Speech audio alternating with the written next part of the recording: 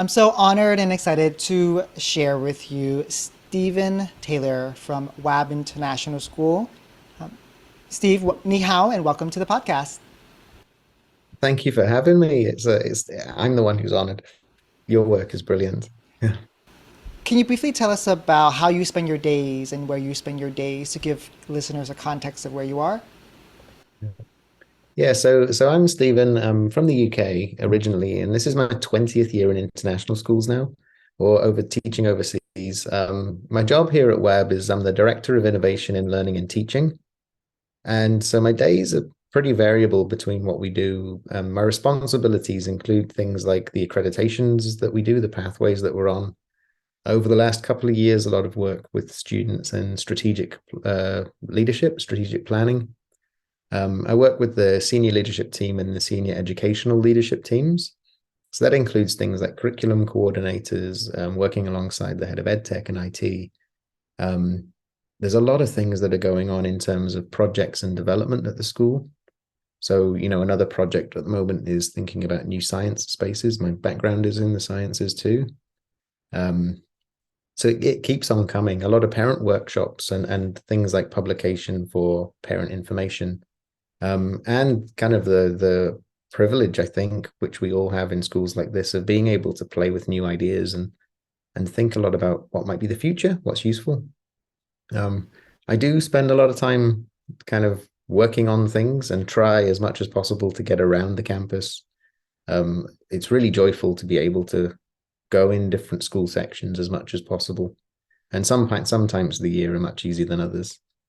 Another really kind of joyful thing is working with the lead teacher groups, or the learning leaders, we call them, in different school sections on different projects. So it could be our ideas lead teachers or sustainability lead teachers.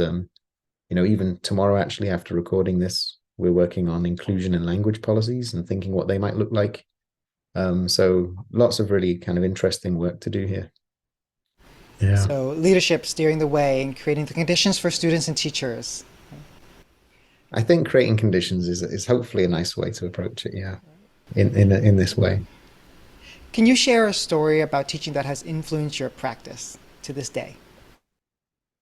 To this day, there's so many, right? Like I think my teaching, the first time I was really kind of thought about what it meant to be a teacher was when I was studying marine biology in Belfast in Northern Ireland, and I had a tutor there, John Burgess, who was such a patient person and really loved what he did, and was, I think he's always been a real influence on how I taught and how I approached things, right? That you can always kind of take a patient approach and you can see different things and help people make connections. So his influence on me was pretty strong. And then after I was doing that, I ended up teaching English in Indonesia, and that was another teaching and learning experience where I was trying to learn a new language and teach my own at the same time. Um, and that was a lot of learner empathy in that time. And so those kind of experiences of people wanting to interact and help and bring those kind of ideas together was really powerful to me. And then I think in recent years, some of the most powerful teaching and learning has come through kind of personalizing work with students, and doing that in ways where we try to keep things connected. So I think things like creating cultures of thinking with Project Zero, like we were trained to teach in a certain way, and then ideas like that really come through that are quite powerful, where we can really make time for thinking and really make time for paying attention to students. And that kind of idea of the image of the child and what it is that we want to bring forward and what they want to bring forwards. I think now, as all of these ideas come together, they're kind of like lingering experiences for me. Yeah. Well, we're here to have you talk about your almost viral presentation that has gone around in international school. It was given to me by my department head. We were talking about Mm, ChatGPT, which we can't use in Cambodia. But when I looked through your presentation, I was like, yeah. oh, this is so good. And I had to have you on the podcast to talk about how can we use ChatGPT in particular to help to support multilinguals in their learning. So, Yeah. can you please talk to us about describe what ChatGPT is for at a very basic introductory level? Yeah. So I think by now probably everybody in the world's had a go at ChatGPT and yeah, that's quite the introduction. I'm flattered and embarrassed a little. But with the large language models like ChatGPT that have come through, that's really, I think that we'll see this as a turning point in education technology. We were playing with ideas around AI tools in education for a while before, and these large language models, essentially, they're trained on large sets of language data, and they use the big innovation with them is this idea of natural language processing, where somebody can describe in English and actually now more and more other languages what it is they want the system to do, and it will try to work out a response to please the user, right? And that whole thing takes this idea of prompting. And so as we develop these new literacies around being able to use AI tools, really what we're thinking about is how do we describe clearly what it is we want? How do we evaluate the outputs that we really need, and is it fit for our purpose? And so, you mentioned it's blocked with you. It's actually blocked here in China too. So the work that we focused on is tools other than ChatGPT itself. And in a way, that's a blessing too, because it allows us to think about things that are really suitable for education rather than the one big one that everybody kind of gets excited about. And so, yeah, I mean, I put this together, the presentation that I think you can share later. And it's just ideas for how do we make these things work for more people than just the normal people that use these things. And my personal belief, there's a lot that we have to understand about how they work. But in any kind of big technology, especially something like this, there's a lot of discussion to be had around equity, around inclusion, around fair access, around representation. And the big companies, they have their policies. The big organizations like UNESCO and so on, they have their policies and guidance. Um, and then we can try to use some of the tools to reach our kids where they are, or reach our learners, or even our teachers where they are.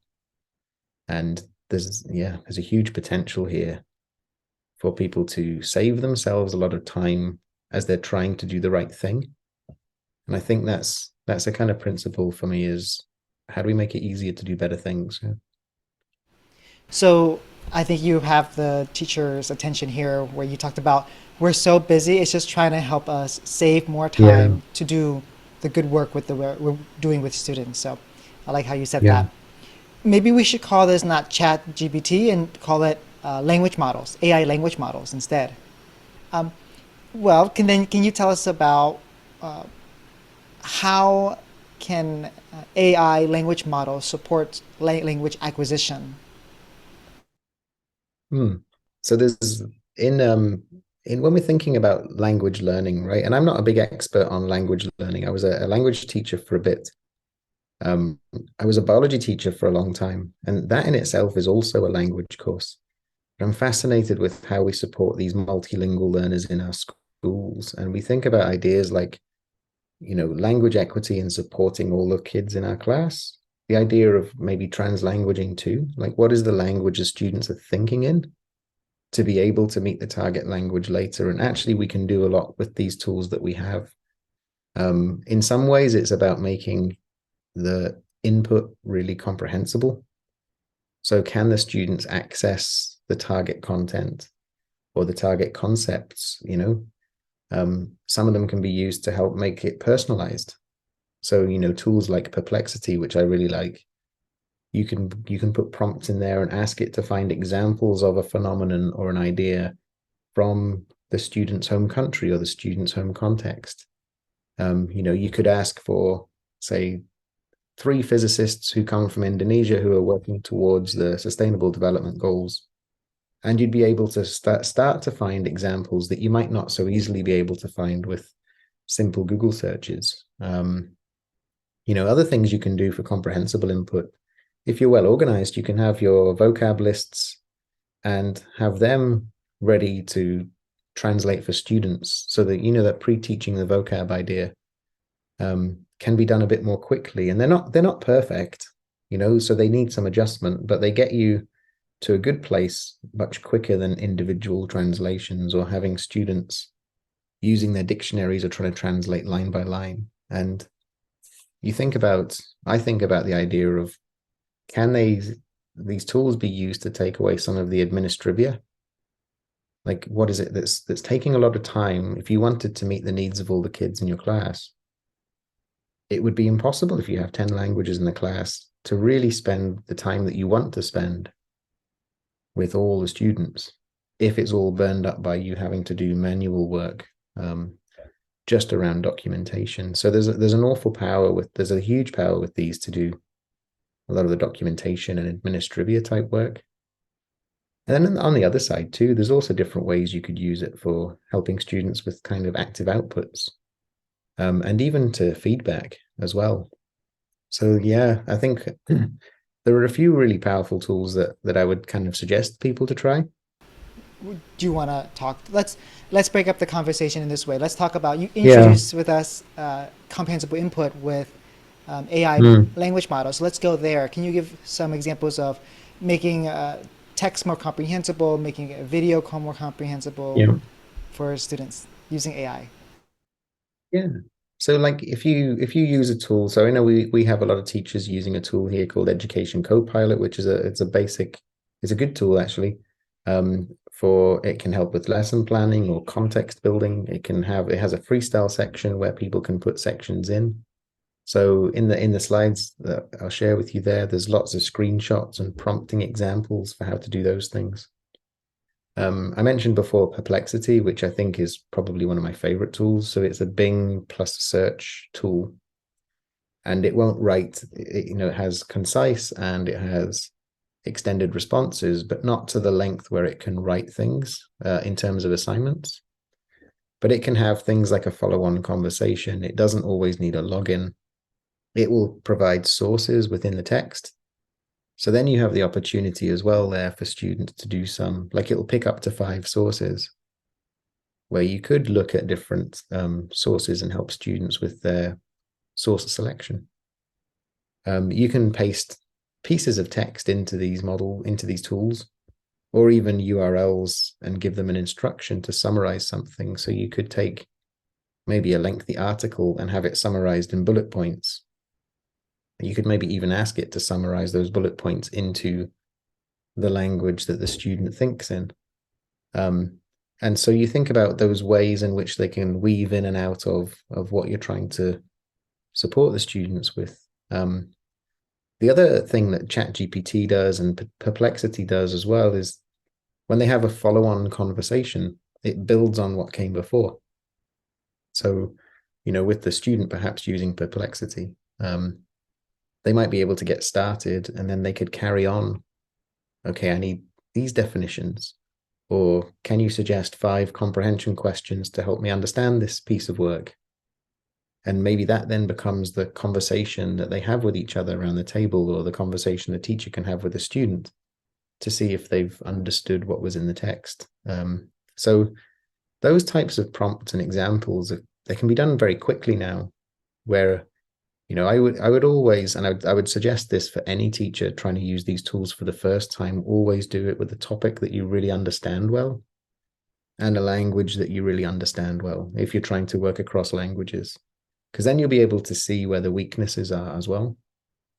So I will always go into quite hard biology and just to check, okay, where's the limit here? Like what is it that it can't reach? What can't it do? Or bits of Indonesian, and just to see like if it's coming out in ways that I understand. And then I might check it with my wife as well and say, does this make sense? Or if it's Chinese, I have a very good assistant here, and she'll say, okay, well, that word's not quite right, but overall it makes sense. And so those types of things can really help. There's another tool which I really love that came out recently called Chat PDF.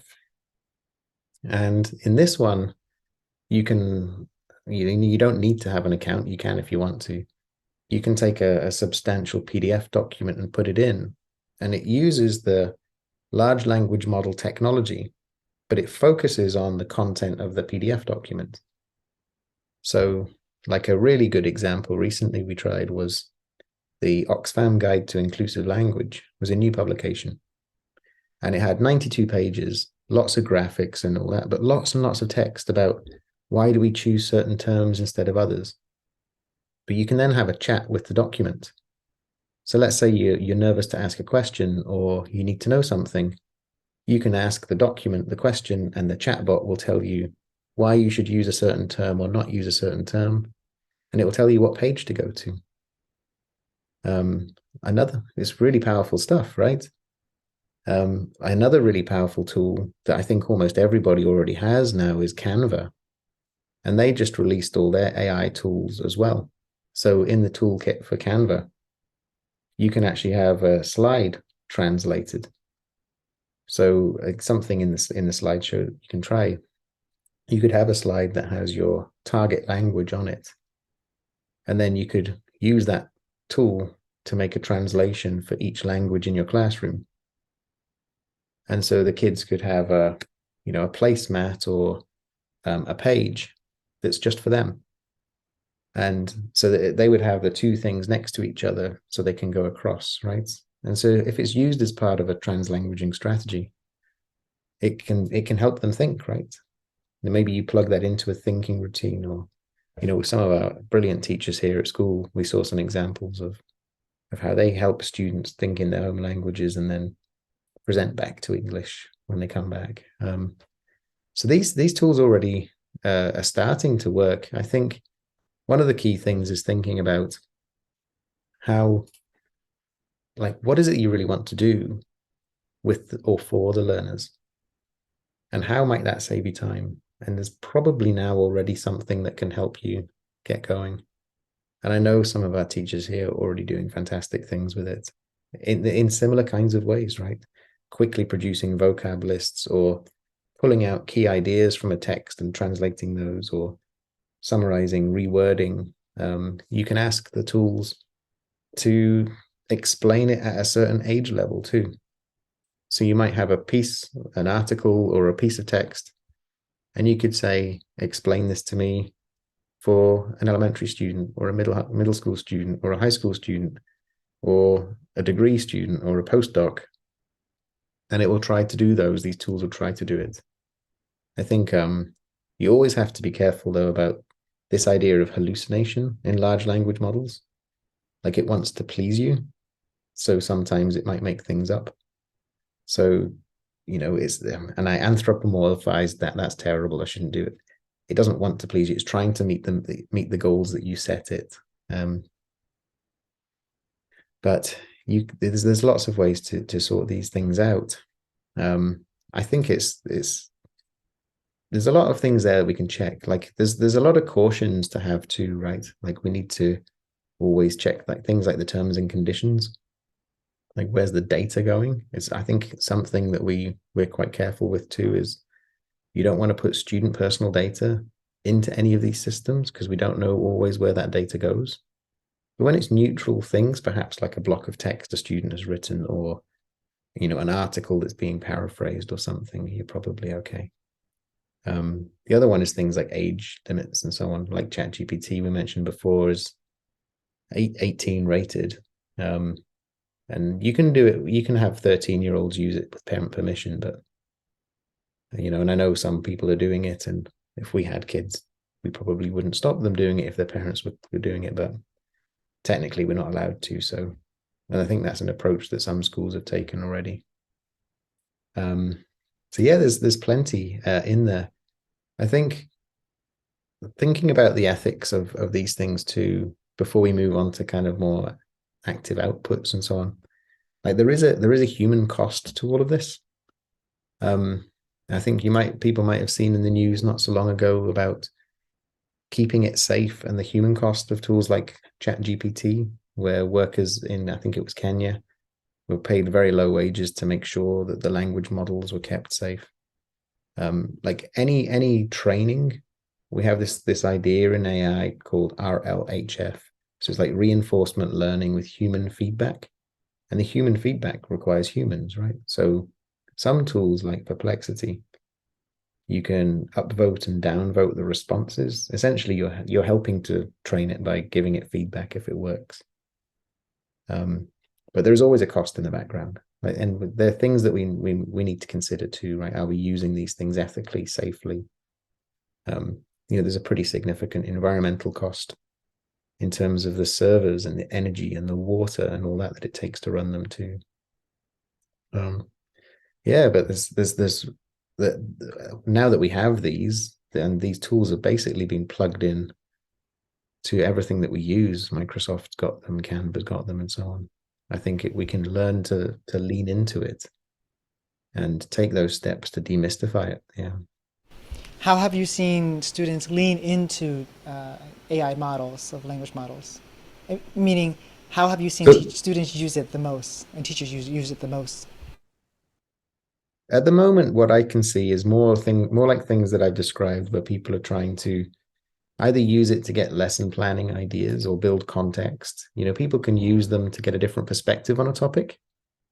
You can actually use tools like this also to try to identify bias in texts, which is an interesting use case. They can detect bias type language and reword. Um, Things like Copilot, Education Copilot, it can help suggest lesson sequences. Or as an IB school, you can put in some of that key language. And so I've seen people, use it to help choose approaches to learning skills or create statements of inquiry or think of different types of learning engagements. And maybe they're personalized because you can give it a prompt for different kids around the same topic. So those types of things like personalization is quite powerful. Um, Students are interesting. So I had a course a while back now. Um, a while back in AI terms means just a couple of months ago. But this was like a group of kids who came and they were really interested in it. And there was, you'd wonder what they're going to think. And I think if you believe what's happening in the news and the knee-jerk reaction that happened when ChatGPT came out about cheating and academic integrity and all of that, that's not really where the kids' minds were. So they were actually they were really curious about the ethics of it, but they were also curious about the technical parts of it. How do they do it? How do they create the images in the image generators? Like, how is it being trained? One student tried to build their own system. And so there's a curiosity that comes. I'm interested to see, because this is so new still. I think we're also finding that a lot of kids just aren't using it. And maybe it's because they're nervous about potential consequences, or they just don't want it. They don't want to hand over their thought to a machine, essentially. So this is that how students use it will take some time to really settle down. I know that the IB kind of came out saying we won't ban it, and here's how to cite it. And our approach was like that from the beginning anyway, right? Just you have to have a culture of integrity. You have to have basically coaching conversations as a teacher and know the students and go from beginning to end understanding the work. But still, we're in a funny time right now as different organizations try to work out what their approach will be. I think we find some students a little bit reticent to jump into it, although they're already used to using Grammarly and different tools like that, which are similar types of things but on a smaller scale. So Have you yeah, noticed teachers resistant, or as have they been leaning in as well? so from early on, so we got into it quite early. So we started some of this, and I was doing some research on these things before Chat GPT came anyway. So because they were already writing tools that existed before Chat GPT, right? There was different services you could write. So Chat GPT is kind of currently in GPT-4 mode, which means that there's generations before, right, of different language models. And so before that public release, different things had been used. So we were kind of thinking, well, if this exists, what do we do? And a year ago, it was mostly targeted towards SEO, like search engine optimized marketing stuff. And so a lot of stuff we read on the internet is generated by these things or tinkered with by these things anyway, right? So do you think about the implications for people's jobs when it comes to blogging and advert writing? But just the pace of acceleration is crazy. So we did some workshops with teachers. What we're doing is we're curating as well useful tools to try to take away some of the fear, but also to help people. Like, how do we help make things more efficient for them? But nobody's an expert yet, and we're just exploring, right? Like even though I've invested, and other people at school have invested a lot of time and like a lot of experiments and a lot of trial accounts and all kinds of things. Nobody's truly an expert in this. We just have to be open minded. Yeah. Well, Stephen, I consider you an expert based upon the presentations. We were talking as a department. We're like, wait, he used it this way and he used it that way. Did you see how he did? Yeah. So we were very impressed with your expertise. I think it's just a journey. There's I think one thing I would definitely encourage people to do is go online and look at, there's lots of people on Twitter and different social media platforms who are sharing what they've got. I can see on things like Facebook too, there's different groups where people are sharing their ideas. And I love that side of the world that we're in where, the internet can be a really horrible, challenging place sometimes. But when you've curated spaces that are full of sharing, it can be a really joyful place too. And so artists and journalists and computer people all doing those sharing. Yeah. Let's move to the second part of your presentation, which is about structuring active output. So how can AI Mm. language models support output? In a similar way to anything, that it's the prompt that does the work. So the prompt is just the instruction. And as people, one thing that you observe happening quite often is people have a go with a tool, and the prompt, maybe it doesn't give them exactly what they want, and they don't like it, or they give up, or they think this isn't doing it. But then some people will try to refine the prompt a bit more or give it a bit more guidance, and there's different kind of prompt templates that you can use to get more and more structure to the work, and that's where it really starts to pay off. So you can, for instance, take these any of these tools, they all do it the same. You could ask it to say, create 5 short response questions on this topic, or suggest 3 pro and con debate questions for this topic. And it's quite easy then to create things like choice boards or personalized approaches to conversations or coaching conversations, or even like with biology, make me 10 multiple choice questions about this topic using these key terms and identify the correct answers, and it will do that for you, right? And what I found in those types of experiments too is sometimes people do quizzes like that, and maybe some of the wrong answers are kind of comedy wrong answers. Nobody learns from that. In these ones, every time I've tried, the wrong answers have been actually quite hard to find. So when students would get it wrong, you would get you would learn something from that data too. Like, why is it wrong? What are they discussing? So you can try these kind of formative assessment approaches really easily with this. And I remember as a biology teacher spending many hours trying to think of various iterations of ways to support kids, like the recall and things, getting ready for exams. And I can imagine now with this tools in place, just you could almost have infinite practice. And there is an infinite practice tool online. I forgot what it's called, but it's something like infinite practice, where it will just forever generate practice questions on a topic. You know, there's other things where you think about, as if you're working with your kids and you want active outputs in the class, if you can imagine what you want, you could use the prompts to try to create variations of it. So one of the presentations I've got connected to this one is about thinking routines and adapted thinking routines. And so how might you use some visible thinking routines with an AI in the cycle? And so they're really interesting ones too. It could even be something like AI generated images, and having students try to work out what the descriptions might have been given to generate the image, or what the story is that's being told, or even use the image generator to create a frame or a picture that captures a student's piece of creative writing or journalism or whatever they're doing. So you think about that, all that's constantly just language going in and out and in and out. Um, it's I think it's pretty exciting applications that are possible with those. Um, in things like Copilot too, they have a quiz builder inside, so they can do those. Let me see if I've got any more examples. Hold on.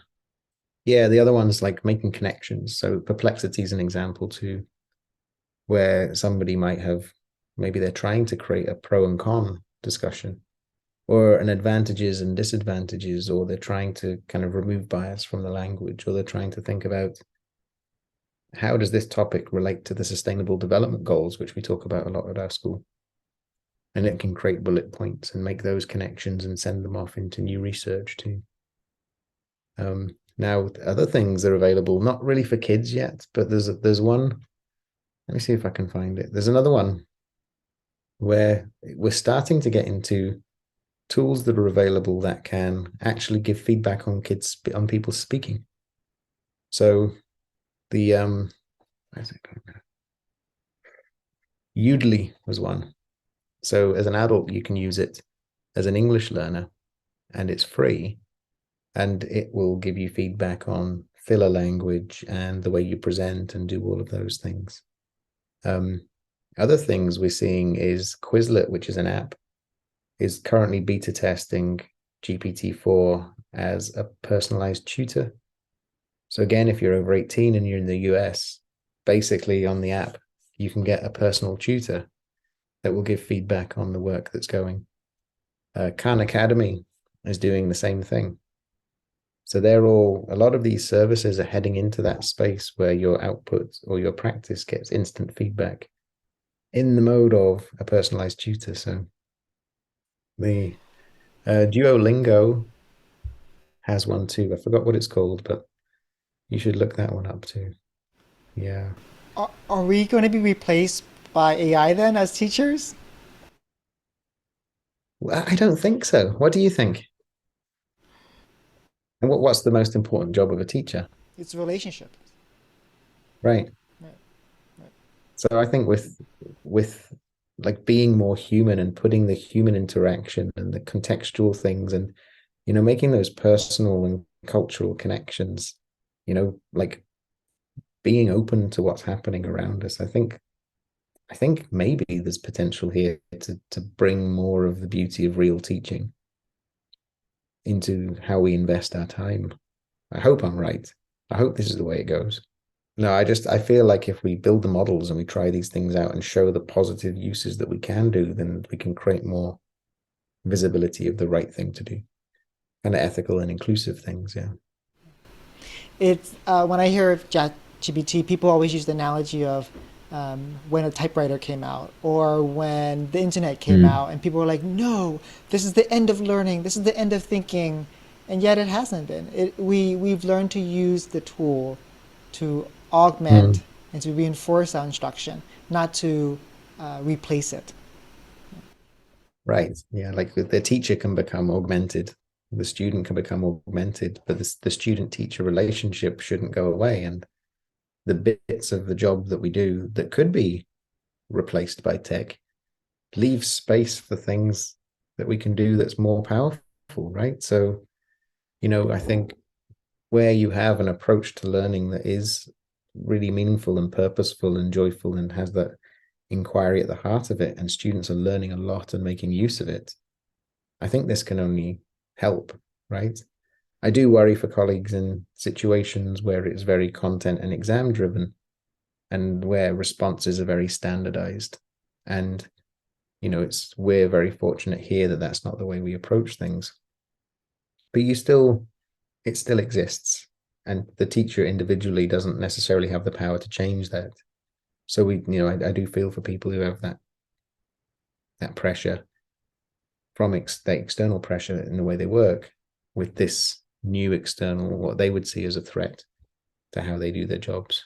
So I think we recognize that too, right? It's I think the more we engage with the tools will learn ways to use it, and Mm, so it'll become less fearful. There's nothing on the other side of fear. It's just our perception of what it is. And until we play with yeah, it, take the first step, we'll we'll start to realize how it can become a tool for instruction. yeah.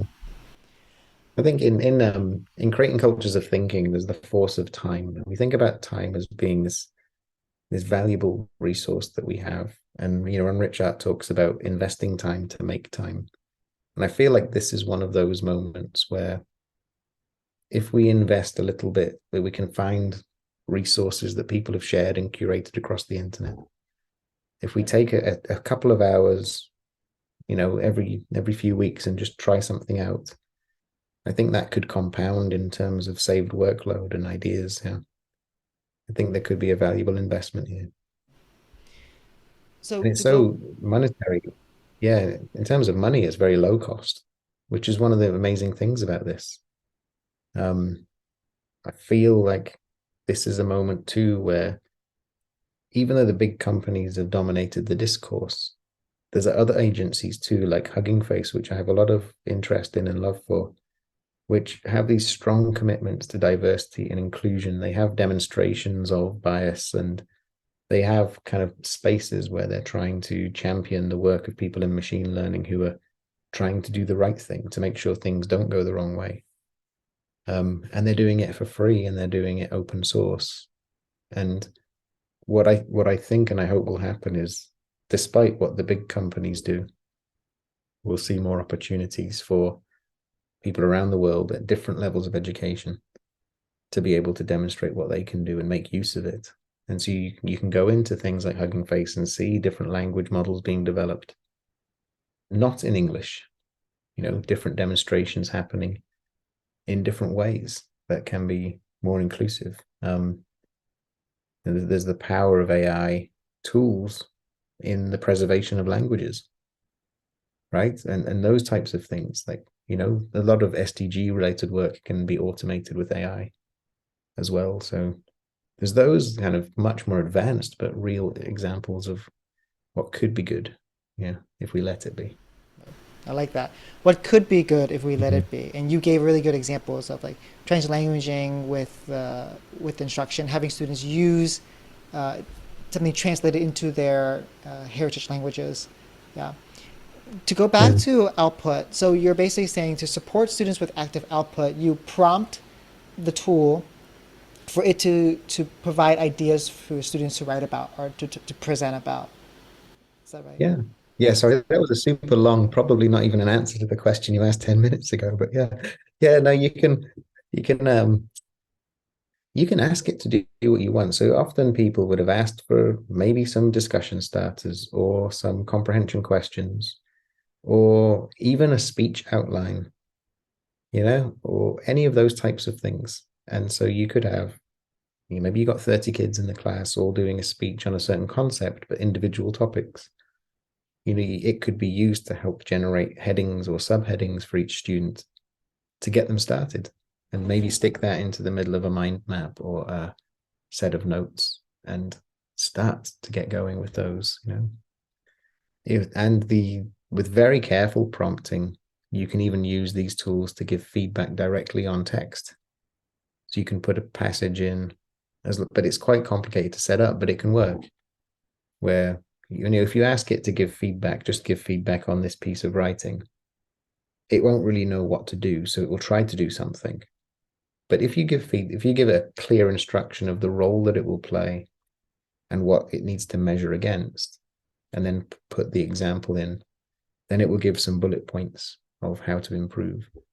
So those types of outputs are possible too. So it's all about again teacher clarity, but I guess it's about prompt Absolutely, clarity. right? Right? Yeah. Is this new literacy, right? And yeah. Well, Stephen, it's been a pleasure hosting you on the podcast, and I've learned so much already. Is there anything that we haven't talked about that you want to mention? I think it's one of those things where this is probably one of the biggest changes that's happened in a really long time. And people might naturally feel quite afraid of it, but it's here. And there's nothing that we can individually do to not make it be here, right? So we maybe lean into the affordances that it can give us to be better at what we want to be, um, and to keep open and keep exploring. Um, I would really kind of urge people to just keep being explorers, but to think through about the ethics of these things too. Like it's okay to use the tools. There are really good tools that like we've put a lot into the libguides for web that we think are okay, and we've also added whole pages too about um, ethics and safety, and what we give to parents and what we give to students and so on.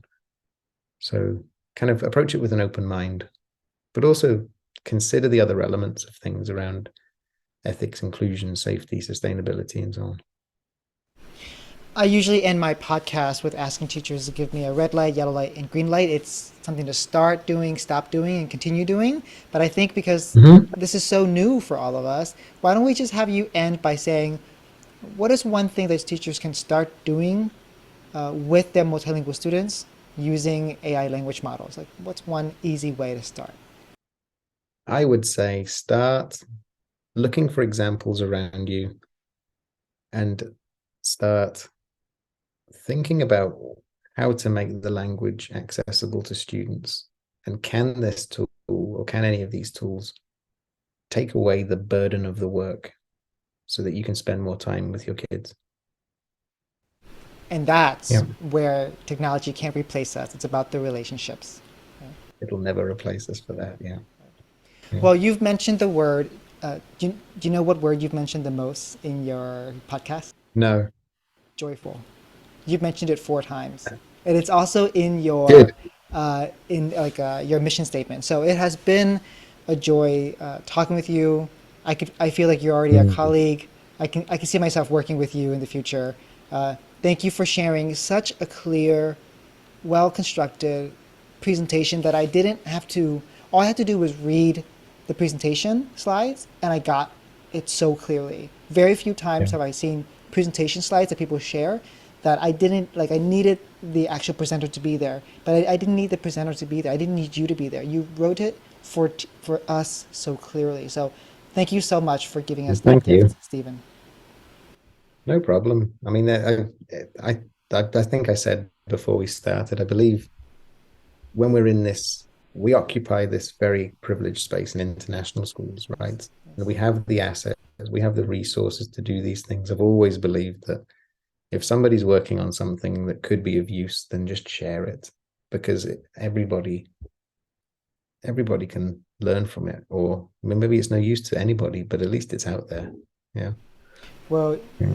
you should know that there are teachers in Cambodia that are praising and clapping for you for that resource. So thank you for Yeah. sharing so generously, Stephen. Well, thank you very much. Thank you.